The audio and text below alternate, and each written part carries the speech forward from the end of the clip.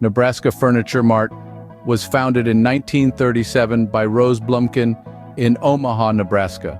Blumkin borrowed the initial $500 investment from her brother, while her husband Isidore continued to run their second-hand clothing store. At one point early on, the Blumkins had to sell their own home furnishings to pay off a debt. Mrs. B set the Mart apart by selling products cheaper than the other furniture store around. The bigger competitors were able to successfully get the furniture suppliers to stop selling to the Mart because of the prices.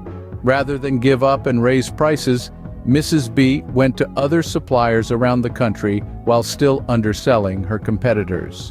In 1983, at age 89, Mrs. B sold 80% of Nebraska Furniture Mart to Warren Buffett in a one-page handshake deal. Buffett bought the company without auditing her inventory or books, instead basing the deal on his own shopping experience at the Mart and his respect for the Blumkin family. Mrs. B sold the business due to her belief that if she sold before her death, her children wouldn't fight over the company. She continued to work at the store, putting in her normal 70-hour work week, using an electric scooter to get around. Soon after the sale, Buffett would say, "Put her up against the top graduates of the top business schools or chief executives of the Fortune 500 and, assuming an even start with the same resources, she'd run rings around them." In 1989, at age 95, Mrs. B's family forced her into retirement. Unhappy with this and realizing that Buffett had not made her sign a non-compete agreement, Mrs. B started Mrs. B's Clearance and Factory Outlet across the street from Nebraska Furniture Mart 3 months later.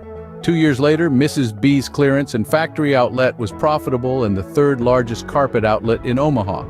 The following year, Buffett purchased the new store and merged it with the Mart. In 1994, the Mart added an electronics and appliance store. In 1998, at age 104, Mrs. B died, leaving behind the nation's largest home furnishing store.